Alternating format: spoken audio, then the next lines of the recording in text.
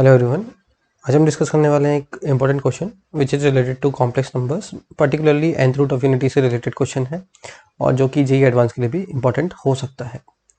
सो देखते हैं क्वेश्चन में क्या बोला गया है।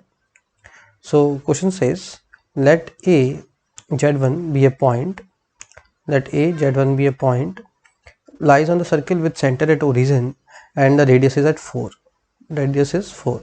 तो एक सर्किल बना लेते हैं जिसका सेंटर ओरिजिन हो और रेडियस 4 हो। So let's say this is centre origin and radius is 4। Now they are saying point a z1 is on this circle, random point तो ले लेते हैं a z1 and this is point z2 which is mid point of o and z1। o is origin, so o and z1 का एक mid point है हमारे पास z2। ठीक है, तो अगर मैं z1 को लेट्स से अज्यूम कर लेता हूँ, रेडियस 4 है तो 4 e to power iota theta, where theta is the angle between x axis and this a z1 vector. तो z2 जो होगा वो मिड पॉइंट है, इसका मतलब z2 जो होगा that will be 2 e to power iota theta. अगर z1 4 e to power iota theta है तो z2 will be 2 e to power iota theta, right. Now they are saying omega, this is complex number omega which is e to power iota 2 pi by 21। तो ये क्या है, ये 21th root of unity है, e to power iota 2 pi by 21। और पूछा गया है दिस r इक्वल टू 1 से लेके 20 तक mod of z1 plus omega to power r z2 का whole square equal to k, then sum of digits of k is divisible by, ये पूछा गया है। तो हम सबसे पहले z1 और z2 के वैल्यूज पुट कर देते हैं एक्सप्रेशन में। सो हमारे पास क्या आ जाएगा, सिग्मा r इक्वल टू 1 से लेके 20 तक, magnitude of z1 is 4 e to power iota theta and z2 is 2 e to power iota theta, right? So this is our left hand side। और यहाँ से अगर हम देखा जाए तो 2 e to power iota theta common आ रहा है, तो बाहर क्या आएगा, बाहर आ जाएगा 4, modulus of e to power iota theta हो जाता है 1, magnitude of e to power iota theta is 1। तो अंदर क्या बचेगा हमारे पास 2 plus omega to power r का होल स्क्वायर, राइट।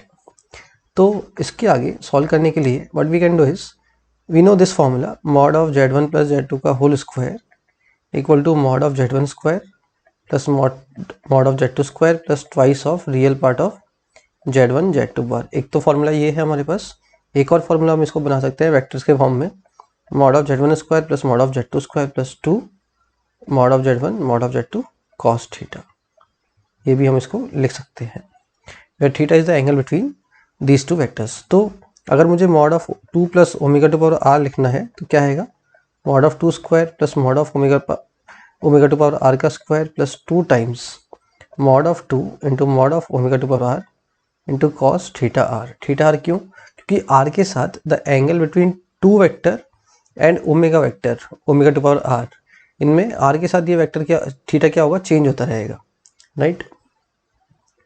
तो ओमेगा टू पावर r का मैग्नीट्यूड तो 1 आएगा, because e to power iota theta का मैग्नीट्यूड क्या होता है, 1 होता है। तो 4 plus 1 plus 4 cos theta r, मतलब ये आ गया 5 प्लस 4 कॉस थीटा r। तो देखते हैं हमारे पास क्या है एक्सप्रेशन फाइनल एक्सप्रेशन क्या आएगा।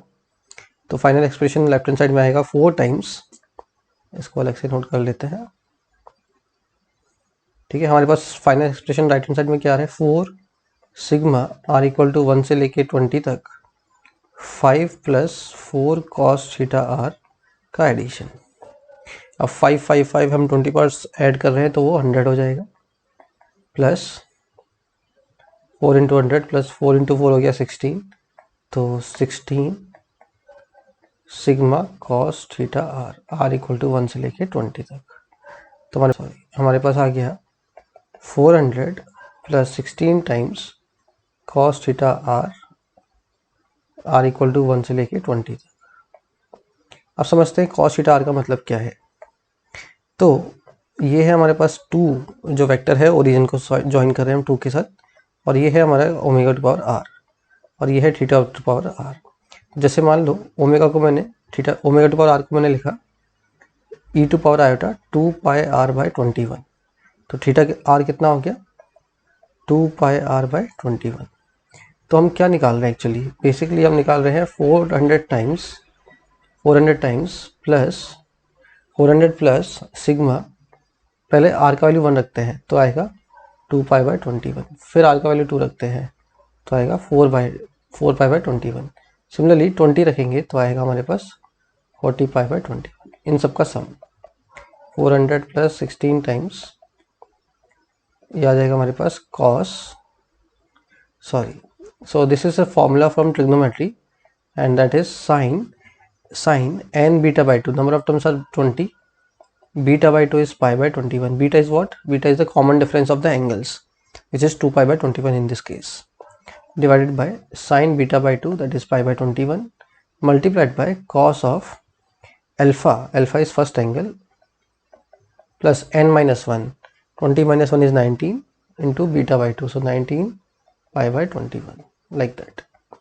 so हो जाएगा 400 plus 16 sin 20 π/21 और sin π/21 दोनों सेम क्वांटिटी है तो वो कैंसिल हो जाएंगे, अंदर बचेगा cos pi which is -1, so 400 minus 16 that is 384। तो हमारे पास k का वैल्यू आ गया 384, उसके बाद तो हम क्वेश्चन कर ही लेंगे, राइट।